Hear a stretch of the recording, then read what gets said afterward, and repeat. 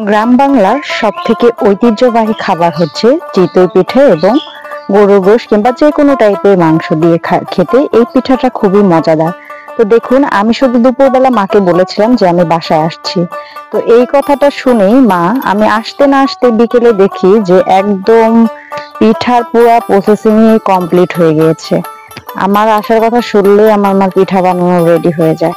এটা হচ্ছে গ্রামের আমার বাবার বাড়ি, আর বাবার বাড়ির গ্রামের মাটির রান্নাঘরে সব পিঠার প্রসেসিং করা হচ্ছে। আর এই রান্নাঘরটা বেশি গোছালো হয় না, মাটির রান্নাঘর। পাশে হচ্ছে ঢেকি আছে, তো এই ঢেকি দিয়ে চাল কোটা হয়। আর এই ধানটাও আসে আমার বাবার চাষ করা জমি থেকে, সেই চাল দিয়ে সুন্দর সুন্দর পিঠা বানানো হয়। আর এই পিঠা কিন্তু বাঙালির ঐতিহ্য একটা খাবার।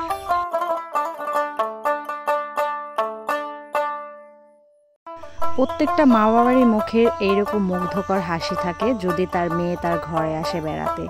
আসলে ঘরের মেয়ে এখন বেড়াতে আসে, এইটাই নিয়ম হয়ে গিয়েছে, যেটা দেখে মা বাবা অনেক খুশি হয়ে যায়। আমার মায়ের মুখের খুশিটা দেখে মনে হচ্ছে আজ ঈদ, আজ যেন ঘরে ঈদ এসেছে, তার মেয়ে এসেছে। আচ্ছা মা আসার সাথে এই যে পিঠা বানানো শুরু করে দিছো, তুমি খালি চিতই পিঠা কেন বানাও? এই পিঠাটা গোশ দিয়ে খাইতে মজা লাগে, গ্রাম অঞ্চলের মানুষ এই পিঠাই পছন্দ করে। তোমার কি অনেক পছন্দ চিতই পিঠা? চিতই পিঠা আমাদের অনেক পছন্দ। কি রান্না করবা এই চিতই পিঠার সাথে? কি কি খাওয়া? কি কি রান্না করবা সেটা? চিতই পিঠা, মুরগির গোশ, গরুর গোশ। মা চিতই পিঠার প্রসেসিংটা একটু বলে দাও তো, যাতে সবাই ভালো করে বানাইতে পারে। অনেকে হচ্ছে সুন্দর করে চিতই পিঠা বানাইতে পারে না। তো আজকে দেখেন আমার মা কিভাবে একদম বাঙালি ভাবে চিতই পিঠাটা বানাবে। তো রেসিপি, পানি গরম করে হালকা পানি গরম করে তার মধ্যে লবণ দিয়ে নাড়াচাড়া করে, নাড়াচাড়া করে গুঁড়ি দিয়ে আবার নাড়াচাড়া করে গরম অনেক নাকি ঠান্ডা? মিডিয়াম গরম, গরম পানি দিয়ে চিতই পিঠা গুলাই আমরা, তারপরে ধুয়ে দেওয়া লাগে অল্প একটু পরে আবার বানানো। এরপরে কি করবা? এই গুড়িটা কেমনে গুলাবে? এটা অনেক ঘন করে গুলাইতে হয় নাকি? এই গুড়িটা মিডিয়াম মতো ঘন করা লাগবে, এহারে পাতলা না এহারে ঘন না। তারপরে কি এটা? তারপরে রেস্টে রাখা লাগবে নাকি? রেস্টে রাখা লাগবে অল্প কিছুক্ষণ রেস্ট রেখে, তারপরে হলো সাজের ভিতর দিয়ে বানানো লাগবে। আর কি কি পিঠা বানাবে? বর পিঠা বানাইতে পারি, তারপরে বর পিঠা, চিতই পিঠা, পুলসি পিঠা, কাঠি সাপটা, পাহান, বড়া পিঠা। আমার মা বেশি সুন্দর করে কথা বলতে পারে না, তবে আমি মাকে বলেছি, মা তুমি যেভাবে কথা বলো সেভাবেই বলতে থাকো, সমস্যা নেই।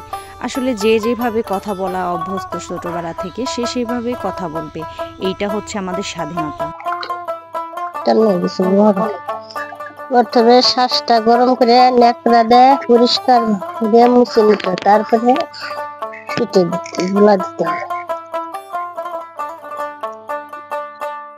অনেকে আছে ভাষা নিয়ে নানান কথা বলে, বাট আমি মনে করি যে যেভাবে কথা বলার অভ্যস্ত সে সেভাবেই কথা বলুক, এইটা তাদের ব্যক্তিগত স্বাধীনতা। তো গ্রামের বাড়ি এসে ভালোই মজা করছি, মায়ের হাতে পিঠা খাচ্ছি। তো আপনাদের সবাইকে পিঠা খাওয়ার নিমন্ত্রণ রইল, অবশ্যই আসবেন। আর আজকের ভিডিওটা যদি ভালো লাগে অবশ্যই লাইক কমেন্ট শেয়ার করে দিবেন। আর আজকে কিন্তু আমার মায়ের হাতের পিঠার রেসিপি দেখালাম ইনশাল্লাহ। তো 2-1 দিন থাকবো বাড়িতে, গ্রামের বাড়ির পরিবেশগুলোই দেখাবো ইনশাল্লাহ। আশা করছি সবাই অনেক ভালো লাগবে সব কিছু দেখে। তো দেখতে থাকুন যে কীভাবে আমার মা পারফেক্ট ঘরোয়া পিঠা তৈরি করে।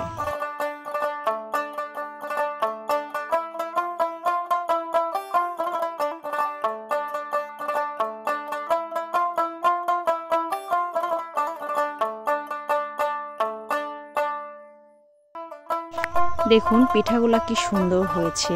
আসলে এইটাই হচ্ছে মা বাবার ভালোবাসা। পোলাও কুরমা রোস্ট খেতে পারলাম না দেখে কি মা বাবার ভালোবাসা হবে না? মা বাবা ভালোবেসে যেটা খাওয়াবে বাচ্চাদের, সেটাই তো আসল ভালোবাসা।